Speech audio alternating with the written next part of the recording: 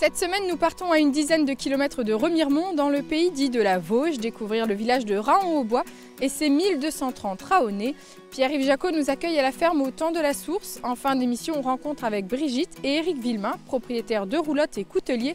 Mais tout de suite, nous débutons cette émission avec vous, Christian Vitu. Vous êtes maire de la commune depuis 1 an maintenant. Pourquoi avoir voulu devenir maire de Raon-au-Bois? J'ai pris cette décision il y a 1 an et demi, 2 ans. Sachant que mon prédécesseur, Philippe Noël, ne voulait plus continuer et que la succession n'avait pas l'air d'être très évidente dans son équipe, je me suis dit que c'était un moment dans ma vie où je pouvais faire ça et je me suis lancé sans expérience et avec beaucoup de plaisir jusqu'à maintenant. Alors Raon-au-Bois, en quelques mots pour vous? Raon-au-Bois, c'est le bien vivre à Raon, un cadre naturel vraiment sympathique. Vous entendez la Niche juste à côté de nous, un ruisseau paisible. Et une vie dans un milieu rural, mais en même temps très très proche des villes que sont Remiremont et Épinal, qui attirent beaucoup de nos habitants. Et donc un cadre naturel très sympathique et des forêts qui sont parcourues par de nombreux vététistes, dont certains très célèbres. Ah, il paraît. Julien Absalon serait passé par là. Exactement. Alors aujourd'hui, ça va chez vous à Raon-au-Bois? Malgré la situation, la période Ouais, je dirais que, étant d'un naturel assez optimiste, je dirais que oui, ça se passe relativement bien. On a été relativement épargné par l'épidémie. Et les liens entre les gens sont forts dans la commune. On a un tissu associatif très important avec du relationnel qui compte beaucoup. On essaye aussi au niveau municipal de s'occuper de nos personnes qui vivent un peu à l'écart, puisque la commune est très grande, on a 2700 hectares, et donc dans 3 hameaux principaux où il faut un peu faire quelquefois des petits voyages pour aller les voir. Donc vous parlez d'un tissu associatif important, 35 associations à Raon-au-Bois, ce qui n'est pas négligeable. Oui, exactement, on a de nombreuses associations, c'est un peu le cœur, le moteur du village. C'est autour de ces associations qu'on bâtit nos projets, qu'on bâtit notre développement. Il est clair qu'on ne sera jamais un bastion industriel, mais un village où il fait bon vivre, effectivement, et le tissu associatif est vraiment très divers. On a des gens d'orientation dans le sport, dans la culture, le festif, hein, certains grands noms comme Festi la Vida, entre autres, la confrérie des rognons, historiquement, pour les plus anciens, les rognons blancs d'ailleurs. Les rognons blancs, bien sûr. Ne pas confondre. On va parler d'un projet le plus gros peut-être pour la commune pour les prochains mois. Le cœur de notre village, c'est la salle qui est juste à côté de nous, la salle polyvalente, où de nombreuses assos se retrouvent, de nombreux Raonnais s'y sont mariés. Et donc la salle avait besoin d'un petit coup de jeune, notamment en termes énergétiques, puisqu'on ne va pas changer son architecture, mais le côté énergétique était à réviser. Donc on a un projet assez lourd pour nous, à l'échelle communale naturellement, où on va passer en chauffage à biomasse, on va changer les fenêtres, on va faire des améliorations pour l'accessibilité aux personnes à mobilité réduite. Et donc tout ça dans une enveloppe globale de 400 000 € qui représente un montant très important pour un budget communal comme le nôtre. Au niveau du calendrier, les travaux sont prévus pour quand? On pense commencer cet été la plus grosse partie, et donc on dépassera certainement sur 2022, histoire de tout finir, parce qu'on n'est pas sûr de tout réussir à boucler en 2021. Merci Christian pour votre accueil ici à Raon-au-Bois. Nous poursuivons notre découverte du village à la ferme au Temps de la Source. La ferme au Temps de la Source a été créée il y a quelques années par Pierre-Yves Jacot, auparavant informaticien. Cette ferme agroécologique a comme activité principale le maraîchage diversifié bio-intensif. On en parle avec le propriétaire des lieux.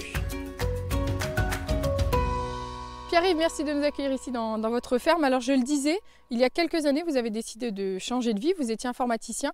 Pourquoi? Qu'est-ce qui vous a donné envie de tout arrêter puis recommencer autre chose? Donc effectivement, j'ai une carrière d'une dizaine d'années dans les métiers de l'informatique, plutôt en ville, sur le secteur de Strasbourg et de Nancy. Et donc il y a 5 ans à peu près, j'avais vraiment envie de changer de vie, d'apporter du sens à ce que je faisais. C'est pour ça que j'ai décidé de me reconvertir professionnellement. J'avais besoin de prendre l'air, et puis j'ai un côté très écologiste. Donc voilà, j'ai fait ce changement-là avec une installation en octobre 2017 sur la ferme.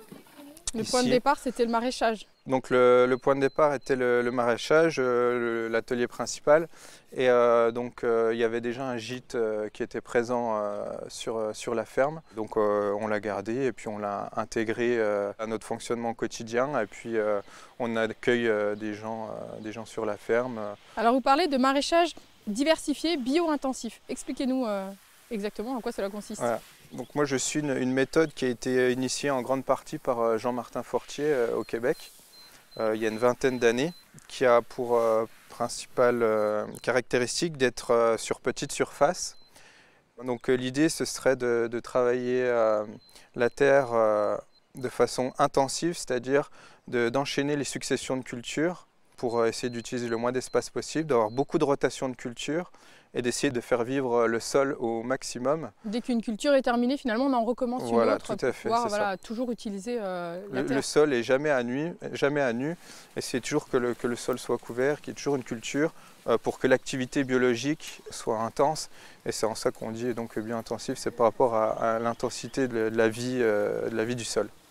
Et alors le bio a toujours été une évidence pour vous parce que normalement on attend quelques années avant de demander ou d'avoir le label bio. Vous, dès votre lancement, vous souhaitez vous mettre en agriculture biologique. Tout à fait. Donc oui, c'est ce que je disais auparavant. J'ai vraiment un côté très amoureux de la nature, très écolo. Donc pour moi c'était vraiment une évidence de m'installer en bio. Voilà, j'ai envie de travailler avec la nature, pas contre elle. Donc c'est pas toujours simple. Effectivement, on peut avoir des attaques, que ce soit fongiques ou d'insectes, mais ça fait partie du jeu.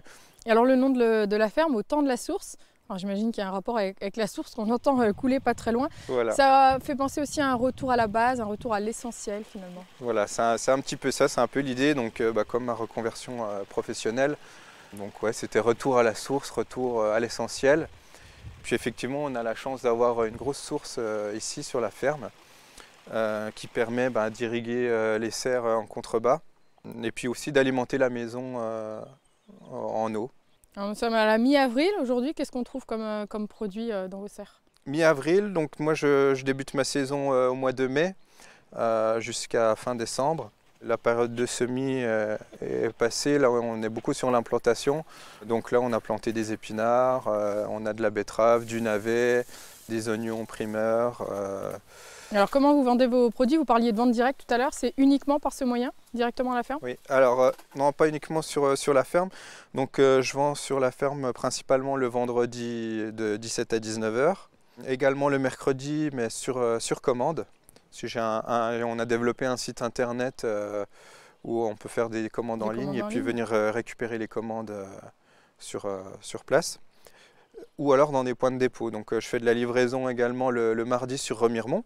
Et puis le samedi matin, je suis devant une boucherie, la boucherie Remy à Arches. Eh bien Pierre-Yves, merci pour votre accueil ici à la ferme. Nous partons à la rencontre de nos derniers invités, Brigitte et Éric Villemain. Brigitte est propriétaire d'hébergements insolites. Elle s'occupe depuis 2 ans de roulottes qu'elle a fait installer à proximité de son domicile. Éric est lui coutelier d'art depuis une vingtaine d'années. On part à leur rencontre. Brigitte, merci de nous accueillir ici. Nous sommes à proximité de vos 2 roulottes. Alors expliquez-nous des hébergements atypiques. Pourquoi avoir voulu proposer cela ici à Raon-Bois? Parce que ça plaît déjà, les hébergements atypiques, ça plaît. C'est un dépaysement complet. Vous êtes dans un environnement en bois. Ici, c'est la nature, c'est le calme. Alors ça fait 2 ans que ces roulottes sont installées à proximité de votre domicile. Pourquoi des roulottes? Les roulottes, parce qu'on cherchait quelque chose bois. Voilà. Et on a trouvé ça, une entreprise en Haute-Saône, et on a tout de suite été séduit par le produit parce qu'on pouvait imaginer ce qu'on voulait à l'intérieur. Voilà. Et on voulait proposer un produit particulier. C'est-à-dire que moi, je ne voulais accueillir que des couples. J'adore les enfants. J'ai des enfants, j'ai des petits-enfants. Mais quand j'étais plus jeune, j'aurais bien aimé de temps en temps, les week-ends, j'ai eu la chance d'avoir des parents qui me gardaient mes enfants. J'aurais bien voulu trouver des endroits comme ça pour me retrouver un petit peu avec mon mari.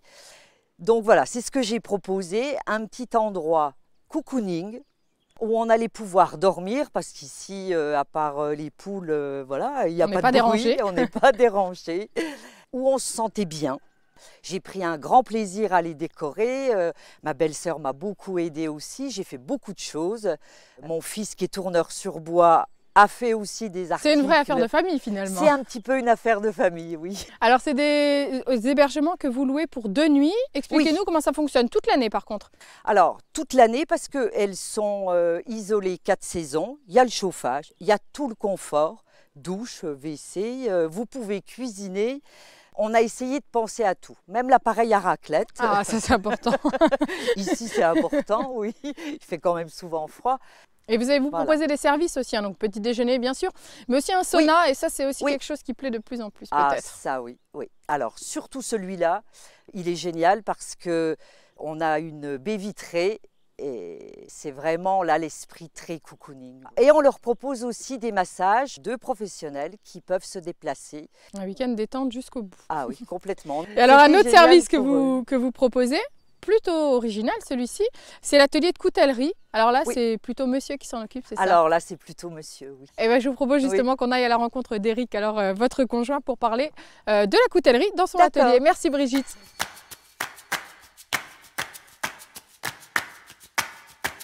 Alors Éric, je parlais tout à l'heure des roulottes avec votre femme. Maintenant, on vous voit dans votre atelier. Vous êtes coutelier d'art. Alors pourquoi les couteaux?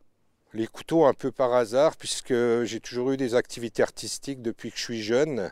Ça a été de la caricature, ça a été pendant des années de la restauration de meubles anciens, après ça a été de la forge artistique, tout ça en parallèle à mon métier principal. Et les couteaux, parce que certainement que depuis tout petit, j'ai toujours été un peu attiré par les couteaux. Voilà, je crois que c'est ça. Alors on va distinguer le coutelier du coutelier d'art. Vous, c'est ce qui vous plaît, c'est de concevoir, d'imaginer. On est vraiment dans la coutellerie d'art. On est très peu en France. Il faut vraiment que ce soit une passion. En aucun cas, ça ne peut être un métier. C'est pas rentable, ça nourrit pas son homme. Il y a un nombre incalculable d'heures pour arriver à forger les aciers dans lesquels on va tirer une ébauche pour un couteau et pour en finalité arriver à une pièce exceptionnelle avec des matériaux plus ou moins précieux dessus. Quels sont les différents couteaux que vous proposez, que vous concevez, surtout que vous aimez concevoir? Je suis plutôt porté sur tout ce qui est rattaché à la tradition, à la nature, éventuellement à la chasse, bien que je ne sois pas chasseur. Tous ces couteaux-là qui peuvent avoir une histoire et une tradition et un raccrochement par rapport à l'histoire. Et tel que nous, on les forge, on les réalise, aucune machine au monde, jamais, ne pourra réaliser ça. Quelles sont les différentes étapes avant d'obtenir le produit fini? Et avant qu'un couteau soit entièrement terminé et envoyé à son propriétaire, on va commencer par forger des aciers, quelquefois des aciers très spéciaux, en l'occurrence des aciers Damas, qui consistent à mélanger différentes natures d'acier entre eux pour obtenir une lame très esthétique et très solide à la fin. Ça, c'est la forge, c'est le travail de forge, ça ne peut se faire qu'au marteau, à l'enclume, à la main. Et ensuite, un long travail de dégrossissage, de détourage, de finition à l'atelier. Et ça représente combien de couteaux par an? J'essaye de consacrer le plus de temps possible à ça parce que c'est ma passion, ça me dévore. Je compte même pas, j'imagine que je réalise une trentaine de commandes par an à peu près. Voilà. Vous proposez aussi des stages pour découvrir votre métier. C'est important aussi peut-être cette transmission de savoir-faire dans un métier qui est rare en France? Moi j'aime bien transmettre. Depuis des années j'avais envie de ça. On me le demandait souvent. Mon métier ne me laissait pas suffisamment de temps pour faire ça. J'ai ouvert la porte à ça il y a une petite année. Il y a une demande folle. J'accueille des gars ici. J'aime bien transmettre. Alors découvrir votre savoir, c'est possible. Et on peut découvrir aussi les couteaux que vous proposez dans un atelier, dans une boutique exposition à Plombières-les-Bains, quand c'est possible bien sûr. La ville de Plombières m'a contacté pour faire partie de différents artisans d'art, antiquaires, etc. pour essayer d'animer un peu le centre historique de Plombières. Partant de là, on a trouvé un local et j'ai ouvert une petite galerie d'art où j'expose les pièces finies. Et c'est là que tous les clients coutellerie viennent chercher leurs couteaux, viennent passer des commandes ou viennent discuter avec moi. Merci Éric pour votre accueil ici dans votre atelier. Notre émission est terminée pour aujourd'hui. Je vous donne rendez-vous la semaine prochaine. À très bientôt.